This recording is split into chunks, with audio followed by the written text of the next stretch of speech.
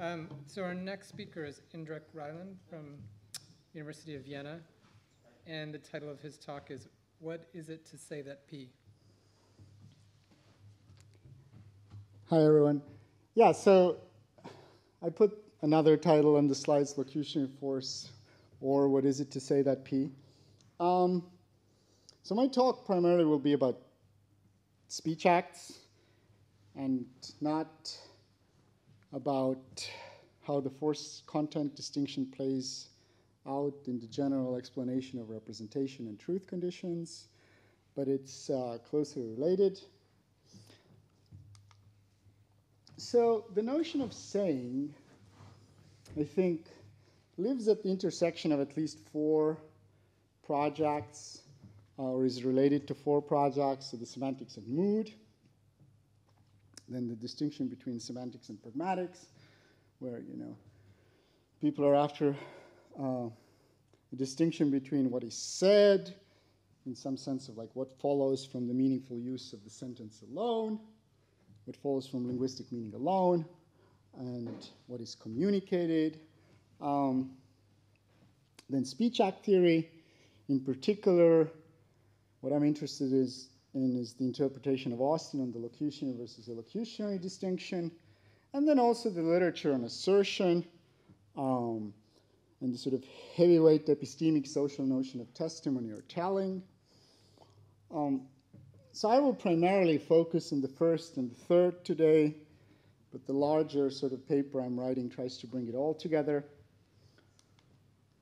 So when talking about saying or other acts, which I call locutionary acts after Austin, we want to relate meaning to use.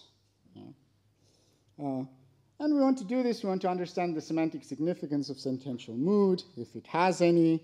We want to know what follows from a meaningful use of a sentence alone. This is what I'll call the locutionary act, or what is said. And then we want to know how what follows from meaningful use alone is related to communicative social acts, what I call illocutionary acts, also following Austin. So here's a plan. As background, I'm going to talk a little bit about Austin on locution versus illocution. Then we're going to talk about mood. Then we're going to talk about some problems with the way the view of mood that I like is standardly presented, or the form in which it's standardly held. Then I'm going to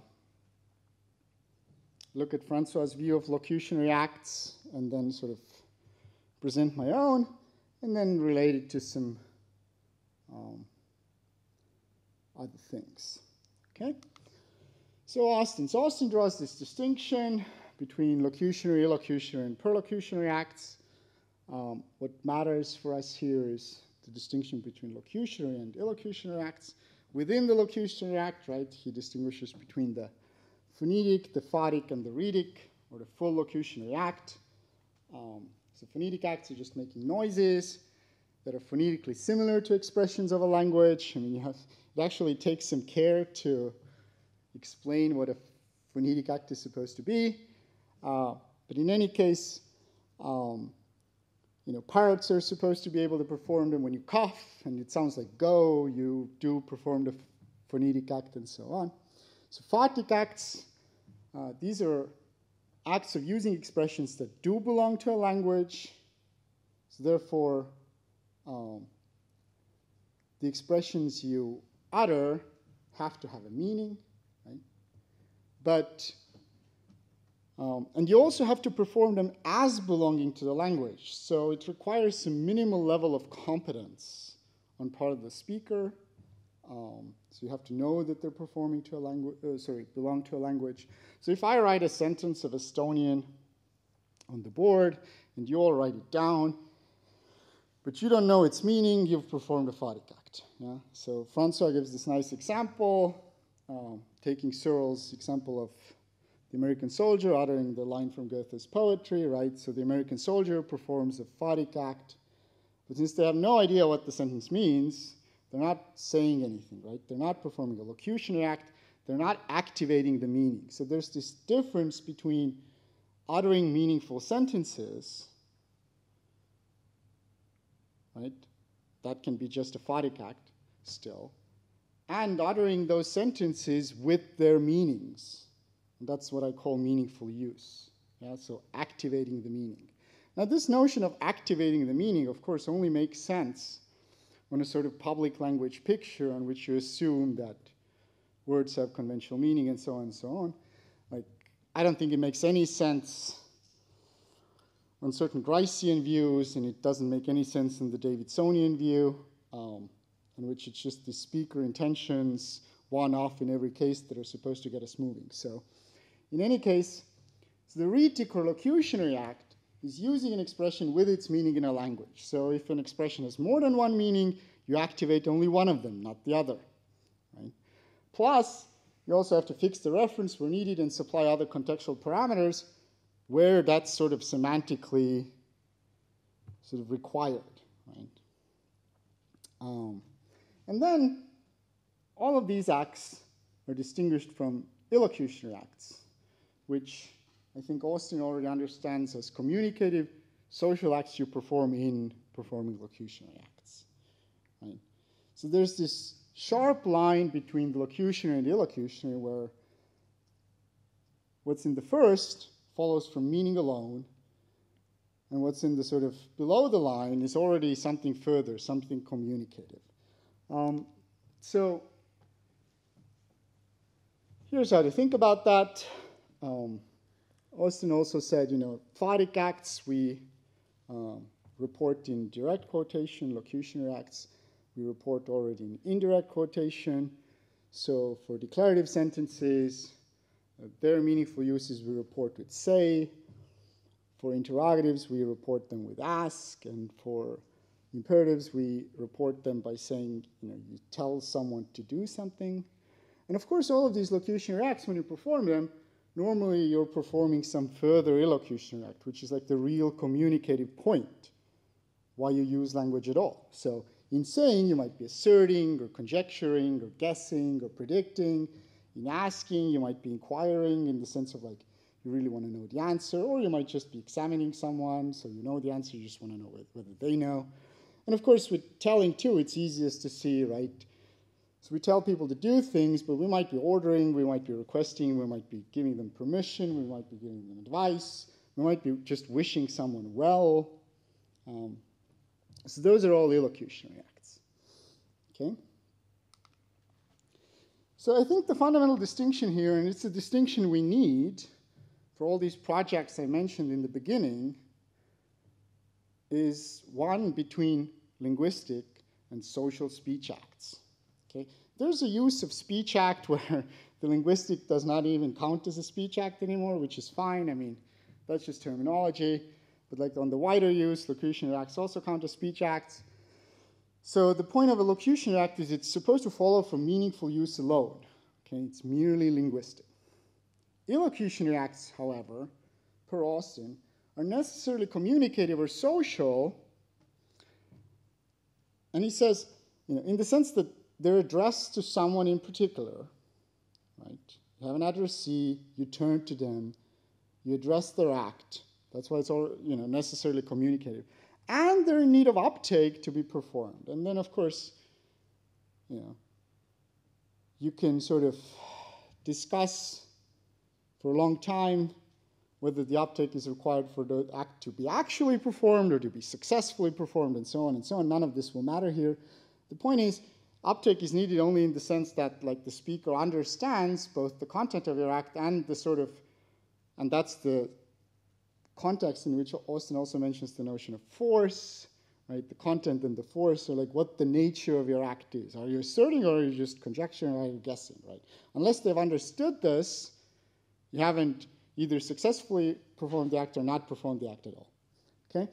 And there's, if we understand illocution as social in this sense that they both need to be addressed and they're in need of uptake, then there's always this question of, well, could there be something in between? I mean, could there be illocutionary acts which are not addressed? So Reiland, in his sort of theory of, sort of proto-theory of speech acts, or social acts, mentions this notion of enactment, enacting a law, making a law. Right? And he says, well, enactment is a social act, but not in the sense that it needs to be addressed to anybody in particular. It's just in need of uptake from the population for whom you make the law to, but it's, you're not addressing the law to anybody in particular. And it's also a possibility that there's some notion of assertion that's an in-between case. So Gary Watson might hold a view like this, Mitch might hold a view like this, Lionel Shapiro might hold a view like this. So it's a sort of view that like assertion is social insofar as you go on public record as being committed to this or that in a particular way, but you don't need to like assert to anybody in particular. Okay. So it might be that there are in-between cases, or maybe the elocutionary acts need to be understood in a wider way that we delete the address part and think there are, elocutionary acts that need to be addressed and that don't. But that's sort of how Austin spelled it out. Okay. There are some cases where meaning already seems to specify an elocutionary act in the communicative social sense. So this was one way in which Searle objected to Austin's notion of elocutionary act. The idea, he focused on performative, like explicit performatives, but you get the same thing with hello and thank you. Meaningful use of hello results in an attempted greeting. Since the meaning already requires an addressee, it might seem you already have like a communicative social act. So it might seem locution is already tied to elocution. But the distinction actually remains. This was already pointed out by Ferguson in his comments on Searle's paper. You can perform the locution act of trying to greet, or saying hi or saying hello, or like locutionary greeting, without succeeding in the elocutionary act of greeting, since there's no uptake, right? So the distinction actually remains. So you don't, even in this case, you don't get the elocutionary act embedded into the, or like encoded in the meaning, okay? Because the elocutionary acts require uptake. Okay, so let's talk about mood now. So I think the semantics of mood needs to explain three things, okay?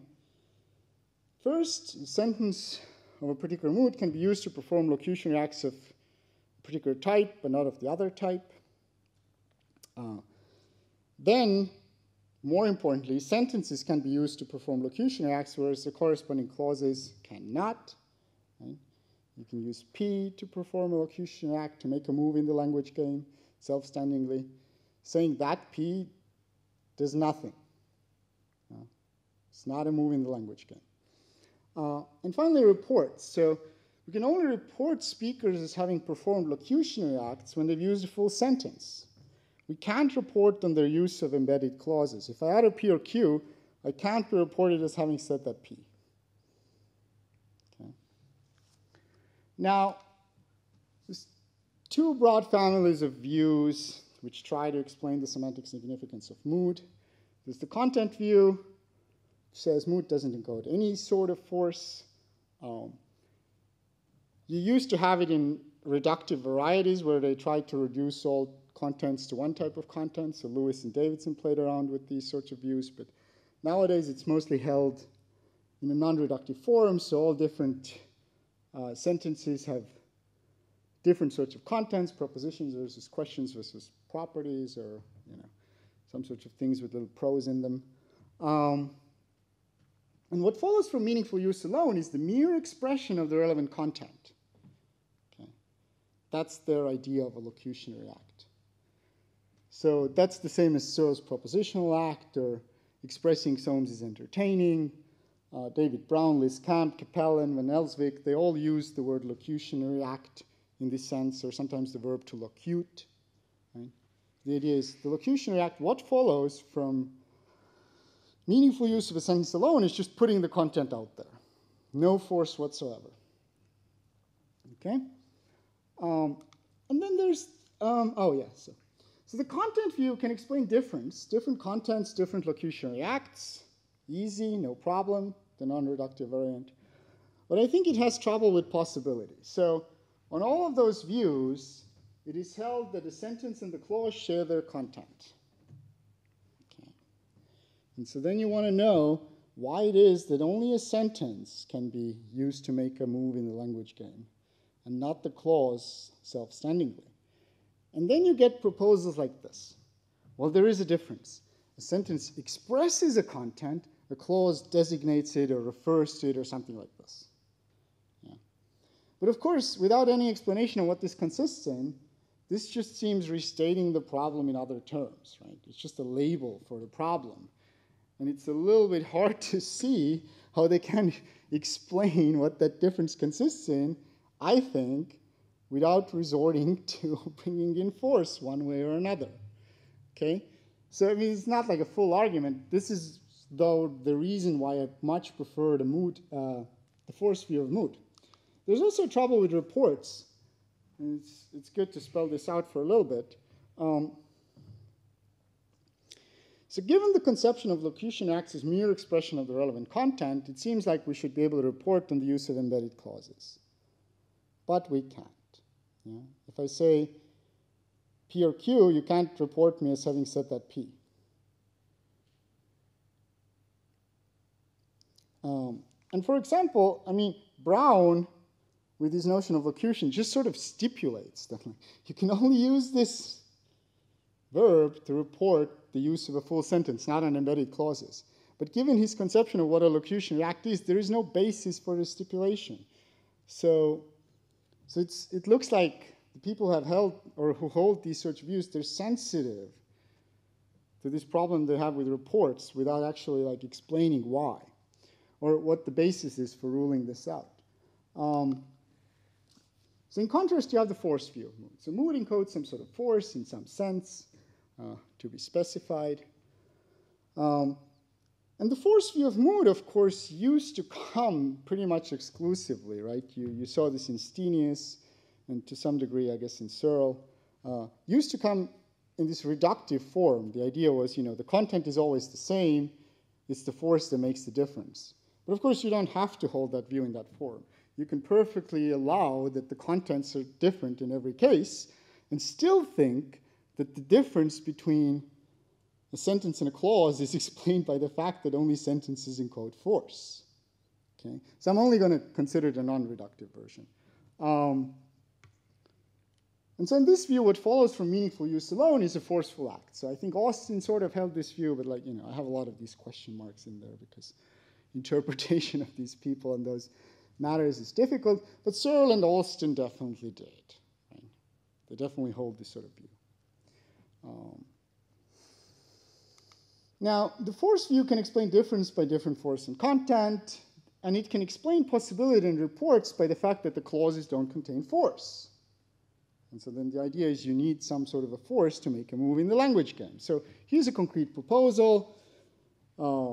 Meaning is understood in terms of having rules of use and use conditions. You might think the use conditions for the word read is that you have to think of the property of reading. But the use conditions for the imperative sentence read is that you have to think of the property of reading, and then there's some X such that you have to address them, and then you have to have the desire that that person read. Okay? And so what you get on this view is a reductive analysis of the notion of telling to. So to use read with its meaning, right, to perform a locution act, is to express the desire that X read, or X read, sorry. So the notion of expression is just understood in terms of using a sentence with its meaning such that the mental state is part of the use conditions. And to do this via the use of a sentence just is what it is to perform the locution act of telling X to read. So the locution act of telling X to read is reduced to using the sentence with its meaning and the sentence having a particular meaning. Okay. So this is a concrete proposal. I mean, you could have the force view without having this concrete proposal. This just sort of illustrates how I think about this. Okay. Now, so insofar, like what I've talked about so far is these two views of mood, and I've sort of liked the force view, because I think it actually gives you an explanation of the things that need explaining. Okay? But the force view has almost always been held in a very particular form. Namely, and I mentioned Searle and Alston, but this is everywhere. Right? As soon as people start talking about force, they can't resist using the word illocutionary, as if all force is by definition illocutionary. Okay. And once you sort of hold this view, which Searle held, Austin's notion of locutionary act as forceful, yet distinguished from the illocutionary act, starts looking like a chimera. So this was sort of Owen Searle's paper on Austin on locution and illocutionary acts. Because if you think that all force is by definition illocutionary, but locutionary acts already encode force, then you're just going to draw the conclusion that the so-called locutionary acts, the acts we talk about using the verbs say, ask, and tell, are already illocutionary acts. There is no locutionary-illocutionary distinction. And Searle says, that's Searle's conclusion, look, what we really have are these neutral propositional acts, or more broadly, you might think just content-expressing acts. And then you have forceful illocutionary acts, the famous schema, FP, right? And so this leads to the common view held by Searle, Austin, and others who hold the force view of mood, that the mood marker semantically encodes determinable or generic illocutionary force. It's already illocutionary, but it's like very determinable or generic. So it's like saying is, you get a more determinate illocutionary act when you assert or predict or conjecture or guess, but saying is already illocutionary, just very generic. Okay? And sentence meaning is illocutionary act potential, as Austin later puts it. And I think this really makes a mess of Austin's original distinction. And these people, they lose Austin's, like the real notion of an illocutionary act as a communicative social act in need of uptake. And it has some like funny consequences too, because Austin sort of took the need of uptake to be like the sort of defining feature of an illocutionary act. Reiland sort of said the same about his category of social acts. And then you see Alston talking about illocutionary acts and saying, oh, what uptake? They don't need any uptake to be performed. I can say and ask and succeed without any uptake. Right? Which just sort of makes you feel like, well, yeah, now you're talking about locutionary acts, Austin's locutionary acts. You've sort of, just changed terminology, and now you're just talking about something else. Like you've lost the original idea where it was built into the whole idea of an illocutionary act that they're in need of uptake. Okay, so this is the standard version. And now autonomy strikes. So lots of literal uses of language are non-serious in the sense that the speaker doesn't perform an illocutionary act like asserting or requesting or ordering. No sort of serious social commitment. For example, in the standard example, actors on the stage use language literally, but are not asserting anything or not giving anyone orders. And Davidson drew the conclusion, meaning cannot encode illocutionary force, because any sentence can be used literally, but non-seriously without the supposed illocution resulting. And this sort of gets codified into the slogan of linguistic autonomy or autonomy of meaning. The meaning is strictly separate from any extra linguistic purposes, the achievement of which is always a matter of having serious intentions. Okay. And I think this view has at least some bite against, or these arguments have at least some bite against the force view as it is standardly held. So we seem to be having something like an inconsistent triad. The force view of mood semantically encodes force. The idea that all force is illocutionary, and then the thesis of autonomy. And Davidson and the supporters of the content view of mood give up 1. Searle, Austin, and most supporters of the force view reject 3. But I think 2 is the real culprit here.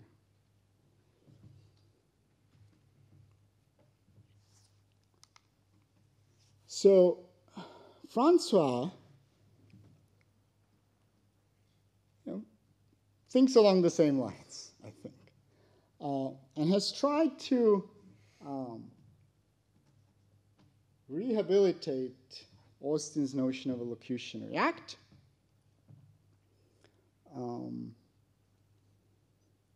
So he starts by distinguishing Hare's 2 concepts of force, tropic as a mood indicator versus newstic as actual commitment, for example, in the case of declaratives to the satisfaction conditions, truth conditions obtaining. And François' view is a mix of Austin and Grice, I think. So he accepts the distinction, yet thinks that the illocutionary acts are more fundamental than the locutionary acts. And the locutionary act is explained in terms of the illocutionary act. So this is like, I'm sort of writing 2 papers, and this one is very specific about Austin and his interpretation. And in that paper, I sort of argue like the real sort of big difference between an Austinian and a Gricean view is the one in the order of explanation. So Austin, even though he says that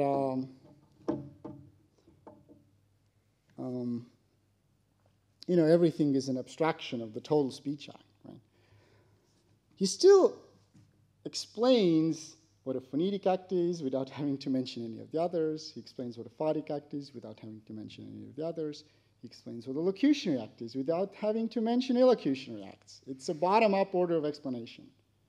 Whereas the Gricean explanation is, of course, you start with intentions to achieve perlocutionary effects, at least on one interpretation, and then you explain everything top-down from there. And so what François does is he mixes. He sort of explains the locutionary in terms of the illocutionary. So the idea is saying the locutionary act conventionally indicates the performance of an assertion, which is an illocutionary act.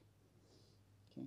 In standard cases, the one saying is also the one who performs the assertion, but this doesn't always have to be the case, right? So here's the example.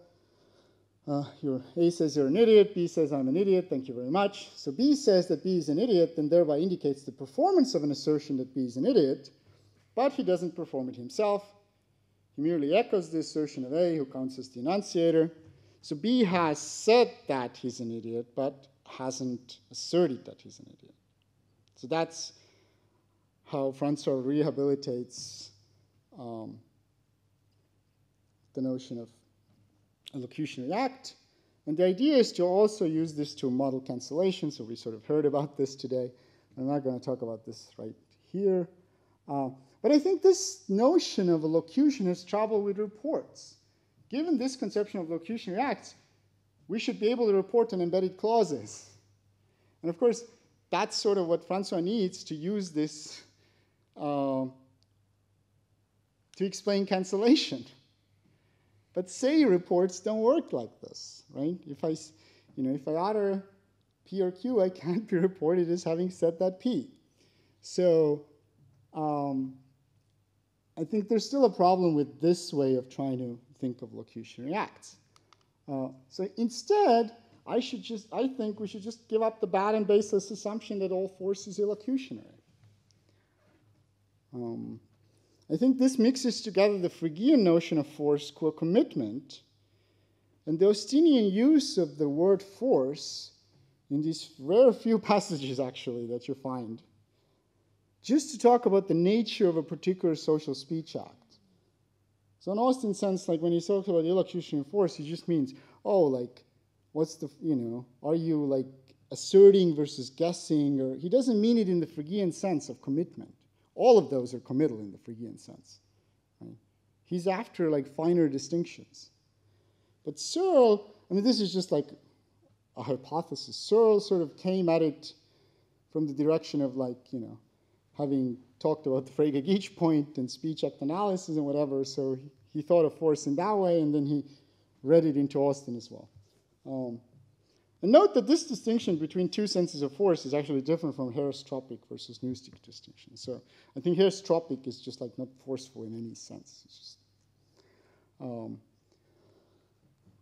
so the Phrygian sense is the Newstick sense. Austin's sense is just like, I mean, I just prefer not to use the word force there at all. It's just what's the nature of the speech, like elocutionary act.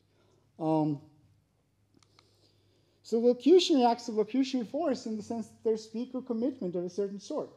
Saying is forceful and in that it expresses a judgment in Peter Hanks's sense, so what I call an S judgment or a semantic judgment to distinguish it from this epistemic notion of judgment that's in discussion in doxastic deliberation. This is much more basic. So this is the sort of thing that like is supposed to occur in every case a propositional act is performed. Telling to is forceful in that it expresses a desire that someone do something. However, locutionary acts and locutionary force is not communicative or social and doesn't therefore require serious intentions to be present. Okay. So that's all a matter already of illocution. So sentence mood encodes force, but it's locutionary force. It's force in the, it's forceful in the Phrygian sense of commitment, but that doesn't make it illocutionary. Illocution is about something else. So one might wonder, doesn't Davidson's point apply even to locutionary force? Right? Can't autonomy strike back? And to a degree it can. I think to a much lesser degree, though, but still. So one might argue it's not only that the actors on the stage aren't asserting anything or ordering anyone to do anything, it's also that they're not making a linguistic mistake if they're not in the use conditions, if they're not making this judgment or don't have the relevant desire. And that seems right. That seems like a good intuition to have. I mean, or at least we have this intuition, we can't blame the actors for anything. They're not, we shouldn't criticize them for what they do. They're not misusing language, something like this. Fair enough. But here's like the simplest form of reply you could give. Well, the actor expresses judgment, says something, does make a linguistic mistake. They're insincere in this very basic sense. Like when they say ouch on stage, and the use conditions for ouch are that you have to be in pain, and they're not in pain, they're making a linguistic mistake. I mean, that's just, unless you give a very different story of what the use conditions of ouch are, you're just committed to this. So they're insincere in this very basic sense, but we don't fault them for it. Like, isn't acting a form of insincerity anyway? Well, so that's a very basic reply. Of course, Dammit basically makes this reply, but says a little bit more. Yeah. Dammit says, well, we don't fault them for it because they do it in a very particular context of further dramatic conventions. And, that is why we don't fault them for it. Like, they are making linguistic mistakes, but they're not really criticizable because it's clear to everybody that they're acting. They're not speaking in their own voice. So that's one type of reply you can give to this. And the other reply is given by Max Kobel. I only recently became aware of this type of reply that Max gives in his 2010 paper. And he says, look, the actor doesn't express judgment or say anything, and therefore is not making a linguistic mistake. The actor is acting even of saying. All the actor is doing is performing photic acts, basically. They're not really even speaking English. Okay? It's an interesting response. You could cook up cases where, you sing a whole opera without knowing the meaning, so you're not speaking Italian while you're singing the opera, and everything goes through perfectly well. You can imagine that there could be cases where, like, you do a better job acting a part if you need to be super deadpan or whatever, and like you just have to act a few lines, so you just memorize them in a different language, and you'll do a better job if you don't understand the meaning. So photic acts will get you there. But yeah, so these two sorts of replies are the sorts of replies that you can give to autonomy striking back. most people will remain unconvinced, but my credence in there being an alternative explanation of how mood works is much lower than one of these replies being the right story of what to tell. So that's how I feel. Okay, so now 2 more slides, few consequences. So to paraphrase Sellers, I think the term he said this about was recognitional capacity, but since the term assertion is one of those accordion words which can be used now in one sense and now in another, it's a menace to sound philosophy. That's sort of how I feel as well. The word should just be banned, and we should just draw finer distinctions. Because there seem to be at least 3 different concepts of assertion. And it's not like when we're talking about these things, we shouldn't pretend to be talking about the same thing. So there are some people who think assertion is just a speech act you perform by uttering a declarative sentence with its meaning, and those people also at the same time then think mood encodes force, and then they just call that act assertion, but that's just my locution act of saying. So Dammit, Max Colville, when Peter Hanks uses the word assertion, I think he probably just means this. Mark Jerry, sort of, but then things get tricky because he says all sorts of other things as well. And then, so this would belong on the locutionary side. But then there are at least 2 other concepts of assertion as an illocutionary act. So one concept in which it's an illocutionary but not an addressed act. It's sort of like going on public record. Again, Watson, Green, Shapiro, for example. And then there's this notion of assertion, or what's sometimes called telling, is a social act similar to promising and requiring addressing somebody. So you find this in assurance views of testimony. So these are just 3 very different sorts of things.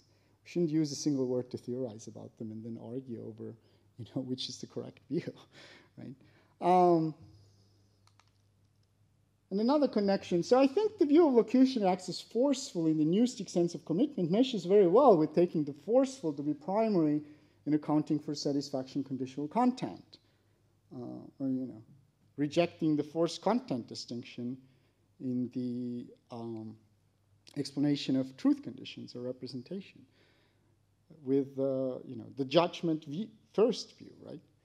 So you might think this is how it works in the case of declaratives. You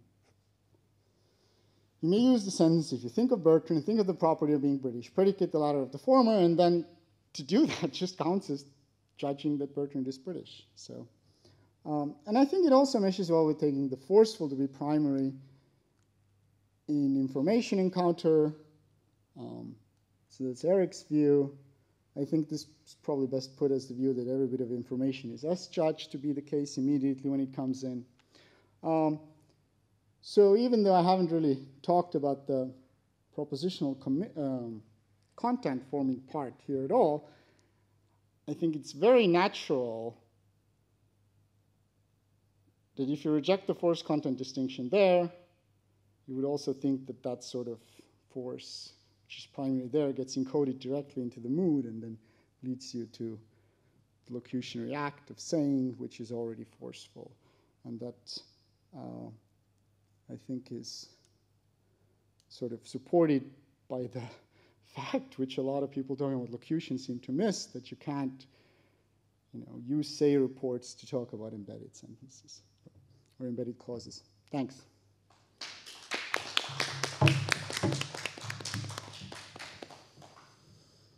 Questions? Mitchell Green? Thanks, Indrek. Enjoyed that. I'm just trying to push at the idea that you can't use saying reports to get at embedded clauses. I wonder if that isn't just one of those cases of it's unusual, but not impossible. So, we don't use the phrase in English, spring chicken, to refer to people who aren't old. You never hear somebody say of a 2-year-old child, now that's a spring chicken. But who cares? That's just a, fact of usage. You certainly could and coherently use that phrase to talk about a 2-year-old. And likewise, think about cases like, a couple kids playing and one runs into the other, to their mother or father and says, Johnny said fuck. It might have been an embedded clause, right? We can still report it quite appropriately. So for pejoratives and so forth and slurs, we can use saying reports even for embedded utterances, it seems to me. And so the way I would put it would be, saying reports can be applied to embedded clauses, it's just that they're very misleading in many cases. So if you say if P then Q, and I say Indrek said P, or even said that P, I think it'd be very misleading to just leave it at that, and kind of uncool. But I don't think it's a conceptual confusion.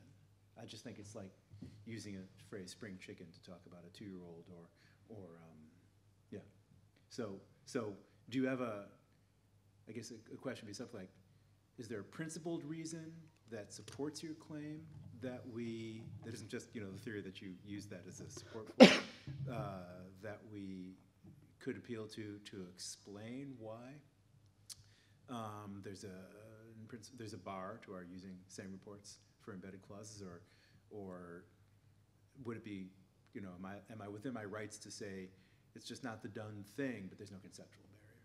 Yes, very interesting. Thanks. So I mean, as far as like Johnny said, fuck, right? Then there we don't use a that clause, and like I perfectly grant that there's some say reports which don't take that clauses, which are not yet reports of locutionary acts. So those should not matter at all. But as far as the view that, like, it's not really a semantic problem, it's just sort of not the done thing. Mm-hmm. It's interesting. I mean, we would have to, then we would really have to find some cases where, like, we feel like this could be the done thing, like we could do it and have an explanation of the sort of, like, why this is not in general the done thing. Like, whether I have an unprincipled bar or reason that's theory neutral, then probably not. I mean, I think some evidence for this, and it's sort of interesting that, like, I've searched for somebody give this type of argument explicitly, and I've never found it, is that, like, every verb that takes that clauses seems forceful. So every, like, speech act or attitude verb that takes a that clause. Whereas when we want to start talking about neutral things, we always switch to noun phrases, right? So we don't say you entertain that P. We say you entertain the proposition that P, right? We consider the proposition that P. You express the proposition that P. So to talk about anything neutral, you have to switch to noun phrases. So in every case where it takes a that clause, it seems committal or forceful. And that, I think, is some evidence for, if say works like this, we don't, like, say François said the proposition that P, right? So we say François said that P. I mean, that's some evidence for thinking that it's forceful. But, like, from a more theoretical point of view, I think the whole package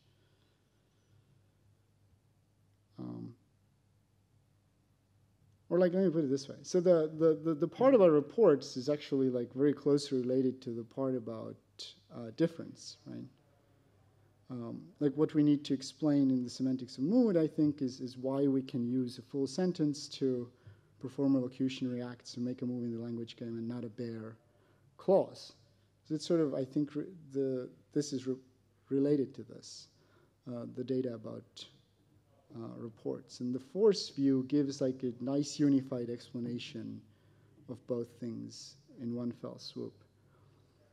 But whether there's, like, a more theory neutral way, I don't know. I think it would be, to like sort of understand this better, we would have to have, like, a concrete proposal of, here's some cases where, like, you do this and it goes through and it's fine, and some idea of, like, why it's not generally a done thing. And so unless we have some story like that, it's hard to evaluate that proposal. I'll try to come up with such a story by dinner time. Good. Thank you. So first, let me say something about what you've just said about the verbs, the sort of neutral verbs that take objectual complements rather than that propositional complements. You have suppose that P, and suppose is supposed to be neutral. And it takes. But how is suppose? You don't suppose the proposition that P, you suppose that P. But if you suppose that P, you're supposing that P is true. That's not neutral. All right, you can deny that it's new, but people who talk about neutrality, typically they would say that supposing is Well, maybe not. Maybe. I mean, it's not neutral in this one sense that I'm interested in. Imagine that P. So you might say for all of them that they are not neutral, and I agree they are not. But the people who talk about neutrality assume that such cases are neutral. Yes. But anyway. So now we're dealing with different senses of neutral and forceful, which is interesting, which is worth thinking about. Yeah. So it's a really clarification question. I've not quite understood the objection you raised to my view. You said that my view about illocutionary acts, the idea that illocutionary acts should be characterized in terms of illocutionary acts, the idea being that we have conventional devices for indicating which sort of illocutionary act we are performing when you use language, and actually that's how we should analyze the sentence and meaning of sentences. The meaning of sentences is sort of an image of the sort of the speech act that you perform. It's indications concerning the speech act you perform.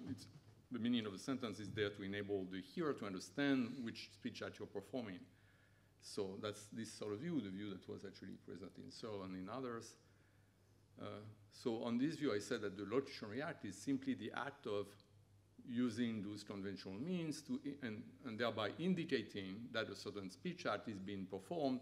Now it's another question whether the speech act is performed or not. So that's the question about whether which illocutionary act, if any, you're performing. That's a question about the social act and so on. But the illocutionary act is simply the act of indicating, using certain conventional means, indicating the performance of a certain illocutionary act. And that's independent of whether the act is performed or not. So my idea was that that's what the illocutionary act is. And indeed, there are two cases, the case in which the illocutionary act indicated is actually performed, and the case in which the illocutionary act indicated is not performed. So you said that you raised the objection that, on my view, it should be possible to use the speech report that typically corresponds to the illocutionary report. He said that P, or he asked me to do this, or so on and so forth. It should be possible to use that form to report the use of, say, an embedded clause. I don't see why that follows. The idea is that we have certain linguistic forms that indicate the performance of certain illocutionary acts, for example, via mood markers that sort of indicates which type of illocutionary act has been performed, and there are other elements that pertain to the content of the illocutionary act, let's say.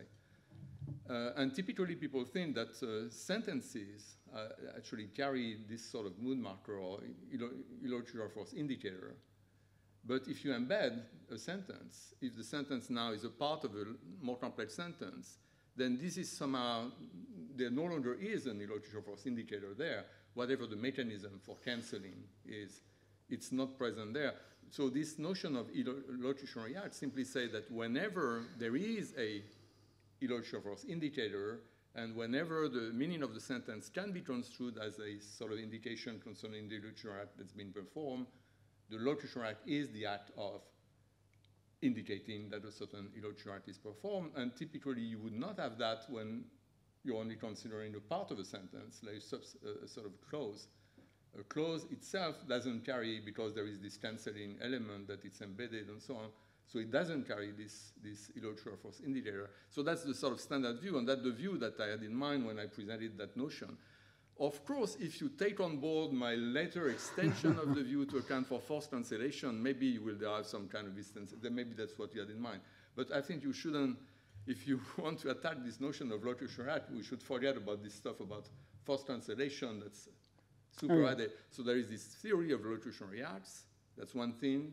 Are there objections to it? And I'm simply saying that what you said shouldn't be an objection, because when the sentence is embedded, mood marker and so on is no longer relevant. Therefore, you can sort of deny that there is this indication, and therefore you shouldn't report that using the illocutionary forms of reports. So that's one thing, this theory. And then there's another issue, which is, can we apply this theory of illocutionary acts to solve the problem of forced cancellation? That's another issue, but let's... Yeah, fair enough. I mean, I just took your view.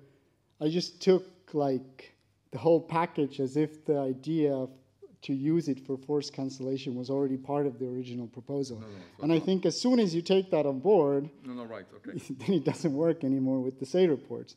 If you, of course, say that, like, that was not part of the original package, then, of course, that my argument just doesn't apply there. Okay. But I mean, this is a more general thing that I'll say. And I didn't really mention this. I mean, this is not like a concrete argument. I just sort of have an aversion to Gricean stories.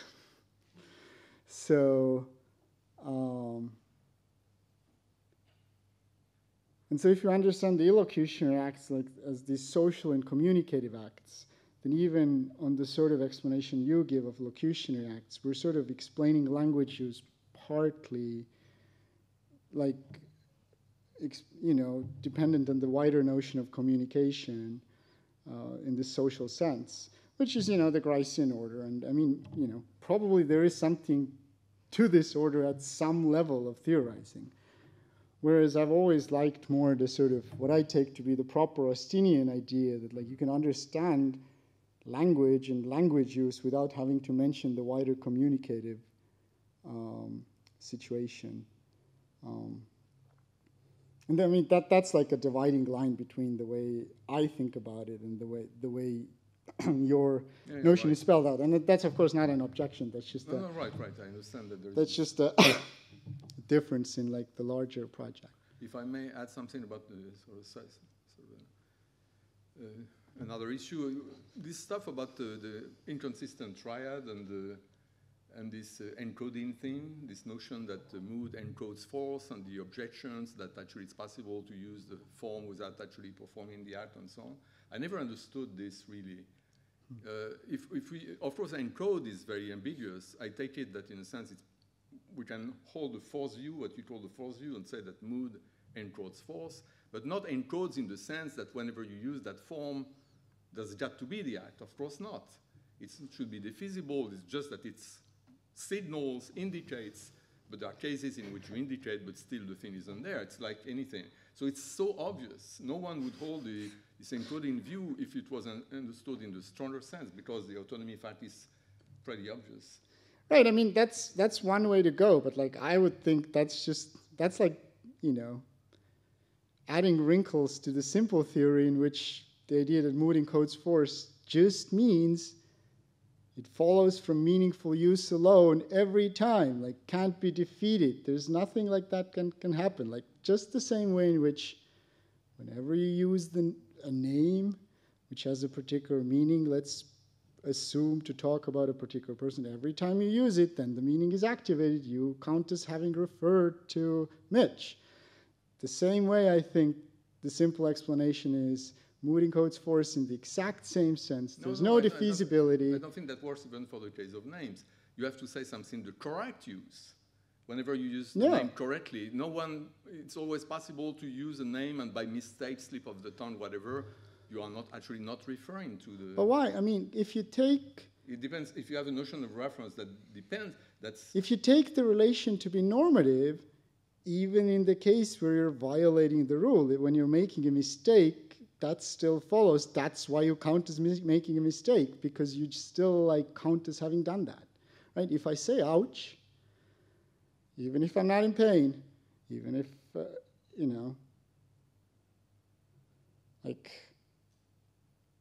even if we might think if I'm sort of, my competence with English is partial and I've mistaken the word ouch for oops, but I still count like a competent speaker enough to be a participant in the practice, and the rules apply to me, I count as having expressed pain and I've made a mistake. That's why I've made a mistake. You're sort of committed to being in pain, you can say that. Yes, but that's all I mean. That doesn't mean that whenever you say ouch, you are in pain. And the same way, whenever you use the imperative mood, that doesn't mean that you necessarily are performing the neurocultural act of the directive type. But you're committed to it, or to something like that, perhaps.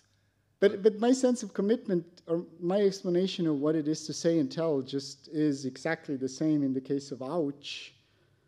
Like in the case of ouch. No, ouch is fine. You can use that as a... No, the point is, like there, the point is you count as having expressed your pain, no matter whether you are in pain or not. Well, in the case of a declarative, you count as having expressed your judgment, whether you don't perform it or perform it or don't perform it. All the trick is done by the word express.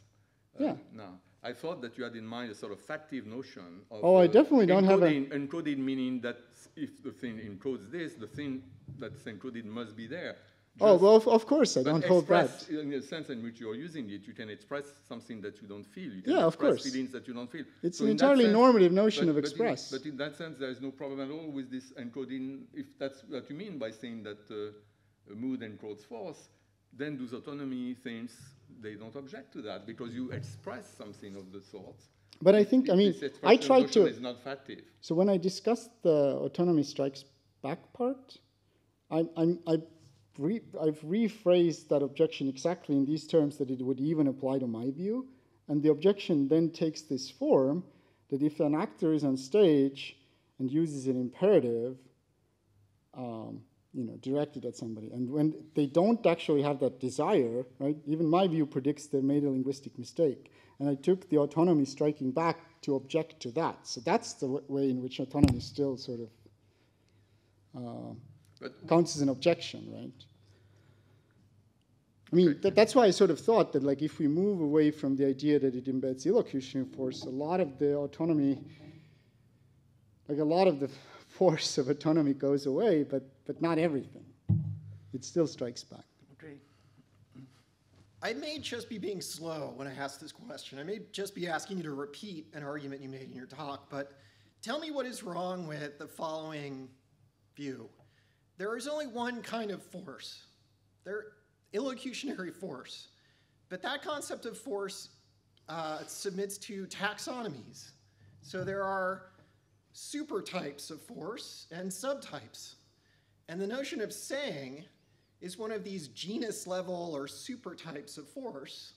And then the other kinds of, there are subtypes of that, asserting and so on. But it's just one univocal notion of force that are, where those notions of force are more or less general.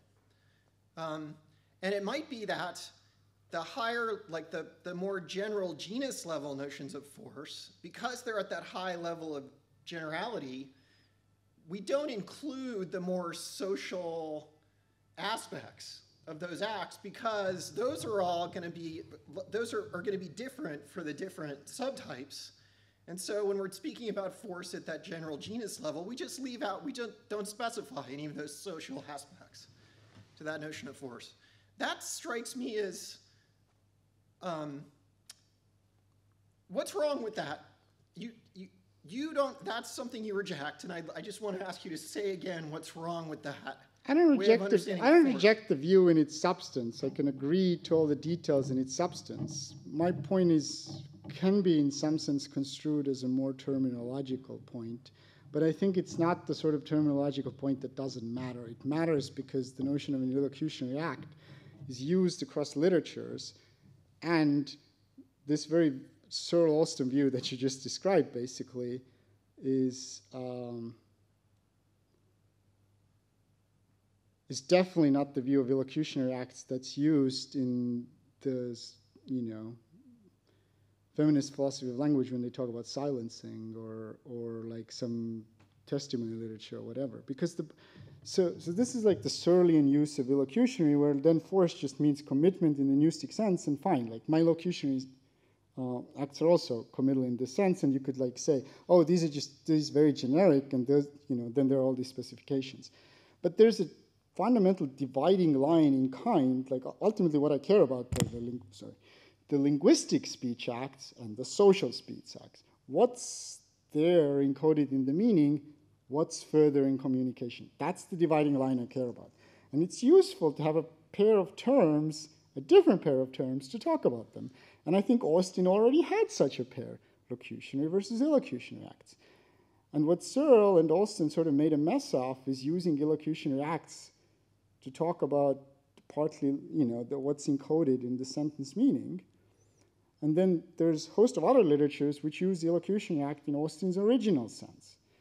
And then you get like messy arguments where Austin now argues, illocutionary acts don't require uptake, which just shows that he's talking about a very different notion or a different type of thing, right? It makes no sense to deny that Austin's notion of illocutionary act doesn't require uptake unless you switch to talking about different sets of examples. So it's not really like there's nothing wrong with the view you described.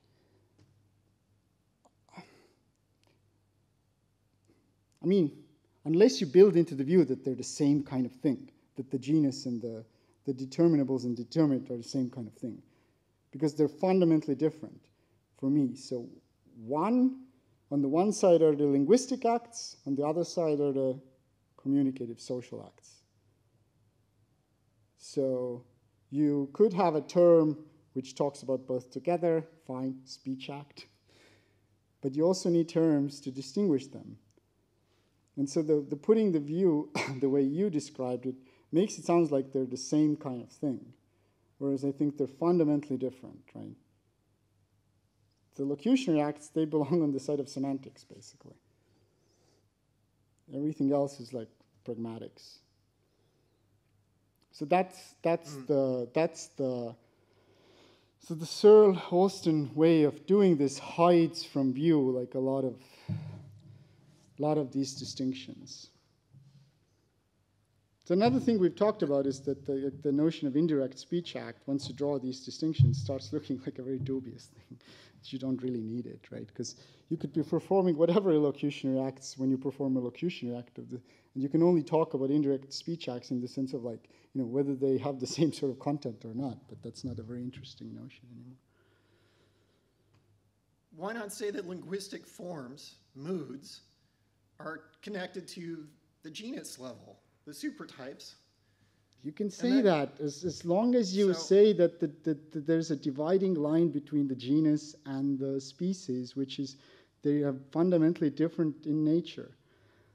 So like the locutionary acts, they're not communicative by nature. You can perform them by yourself. They don't require an audience. You can like go around and say things. They're just what follows from language use. Whereas all the other stuff, the communicative social acts, they require me to address you. A particular normative relationship between us is addressed. They're just fundamentally different kinds of things. So I think it's just misleading to present this as a sort of, the same kind of thing, but one is like more determinable and the other one is more determinate. So that's ultimately what I care about, yeah.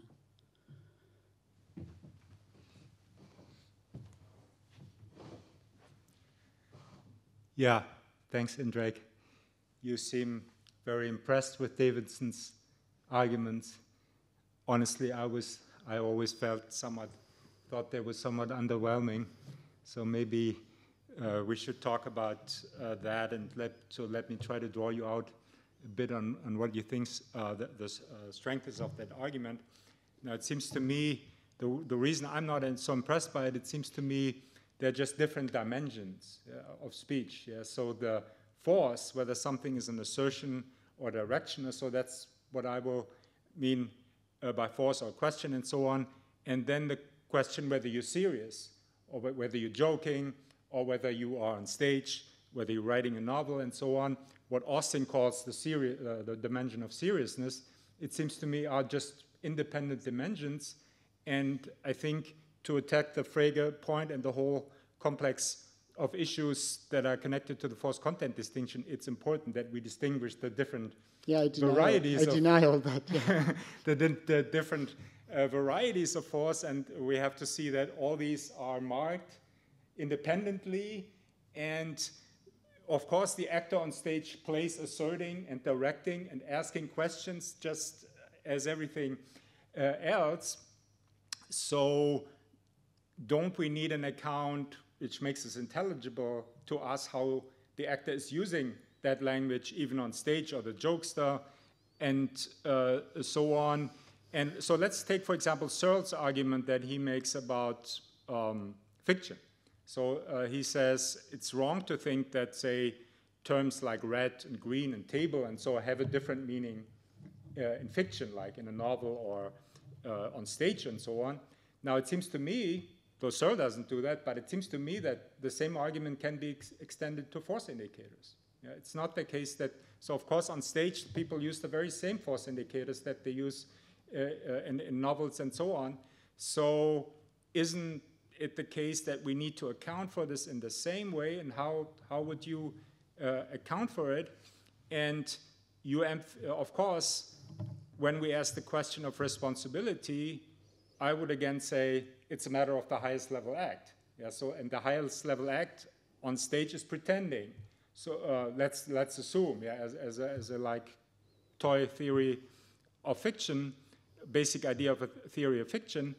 So then the actor on stage is pretending to assert and so on. And of course, because the actor is pretending, is not responsible and doesn't make mistakes in that sense, but might be uttering or presenting assertions that are mistaken. If we assume that really assertions or truth valuable content is produced in any sense, which could be doubted, like François was talking about earlier. So, yeah, so what is your response to saying, taking this line to say these are all different dimensions and they must be independently marked, and we have to understand how force indicators are used even in non-serious contexts, and how do we account for their meanings? But my view does all that, right? Pardon me? My view does all that. My view has the strong commitment that if the actor on the stage is speaking English, which the Coble style reply denies, yeah, then they are expressing the judgment. And then they're making a linguistic mistake. If they don't have the judgment, we just don't care about this. So all the meaning of the meaning doesn't change on stage in any way. Force indicators, the mood markers, in my view, are used.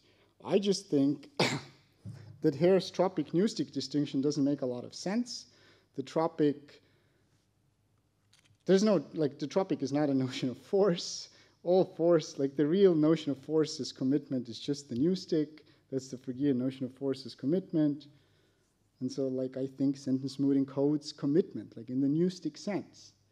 Every time you use a sentence, you express the judgment, a full sentence, right? Of course, my view of embeddings is very different, because I think it's a complete mistake to treat the actor and embedding as somehow similar. Right? In embeddings, I think it works differently. Like the mood gets stripped away, a clause gets formed, and that gets fed into the composition. So that's a very different sort of thing. That's the sort of view which I haven't mentioned here at all, but which came up a little bit before. But yeah, so I mean, I like when you said, you know, the meanings of mood markers or force indicators need to be taken into account. I do directly that in the most direct form possible. And I don't think it's quite true that I've been like, that I take Davidson's arguments very seriously. Like, I'm not super worried about them. I just think clearly there is an intuition that nothing is going wrong. The actor is not criticizable or something, which should be taken seriously. And either, you know, you can build a theory around that and go for the content view of mood, or you find some way of explaining that away. And like, I'm not like, sort of like, maybe I'd like the content view of mood and taking Davidsonian intuitions more seriously if I saw like a good alternative way of explaining what the difference is between a sentence and a clause without resorting to force, but I don't. So that's why I like the force view of mood, yeah. And so, like the Davidson argument, I mean, there is a point there. Like, you can't deny that there's a point there. Like, people, even if you give them these sorts of explanations that I give, they won't believe it, right? They'll like feel strongly for the other side. But like, from my point of view, you can say, well, yeah, but now, you know, all you're really having is this intuition that like the actor's not criticizable. Like, we won't care, right? I mean, obviously, like, we won't care. But like, should that be explained by saying they're not making a linguistic mistake? Or should that be explained by saying we just don't care because we know they're acting? And I think, I mean, once you, and it's one of the cases I already reverted to too, but like, what are you going to say about ouch if you don't think, like, no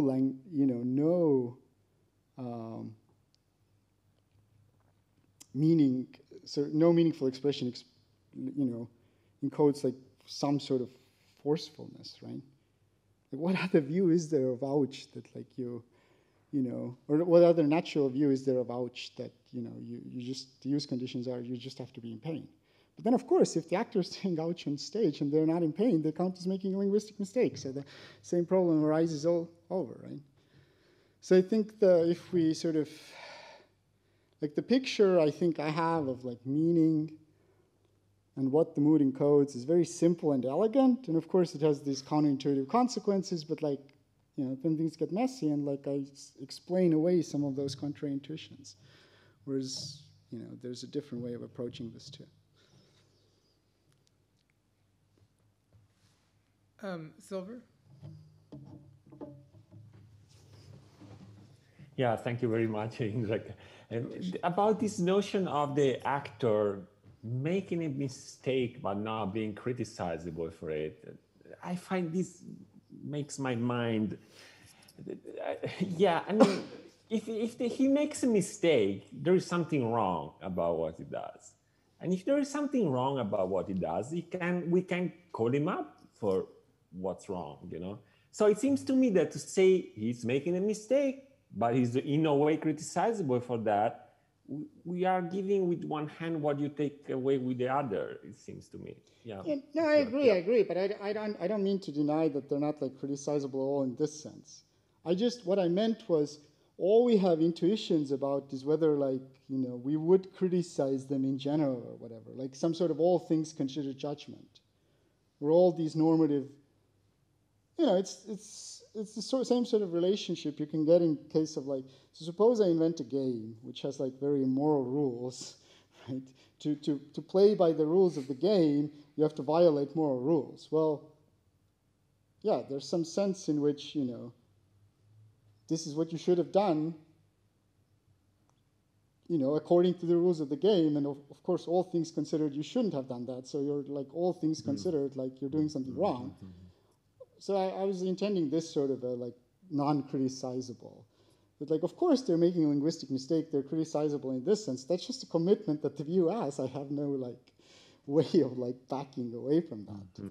All I'm saying is that our intuitions about these cases, and this is like a general point that I think is generally accepted, right? The same way in which, you know, we don't have like directly intuitions about semantic content, or, you know, we have like some weird general intuitions that we then need to like somehow fit into our theory.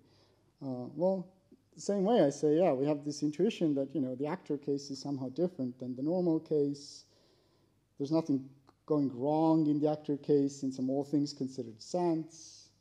That's what we need to make sense of. And I think we can make sense of this even if we insist that the actor is making a linguistic mistake if they're not in the use conditions. But then again, you know, if somebody gives a better explanation of the actor consistent with my theory, I'm like perfectly happy to jump there immediately. So, Mitchell? Are we out of time? We can take one more question. I mean, I was going to push you more. Yeah, I'll reject. I don't think I have anything significant to add to what Sylvia. well, you can. Just an expression of disbelief. You can push me later. I mean, look, it's not as if I don't. Yeah, the first time I read the Dummett sort of response, I was also like, who's going to believe that? But, you know, you want to have an elegant, nice theory that has like some explanatory power, and then you're gonna always have these sorts of intuitions or like, you know, as counterexamples, and you have to fit them in somehow. And like, I think you can fit them in somehow. But, you know, maybe like we can fit them in better if we understand the actor better, or like what it is to act or whatever. Maybe we just need to say more there. But I don't know. I mean, it's not like I don't feel the force of the intuitions or like, you know. So yeah. As long as you worry about it. Oh yeah. I'm worried enough. Okay, so we should thank Indrek. Thank you.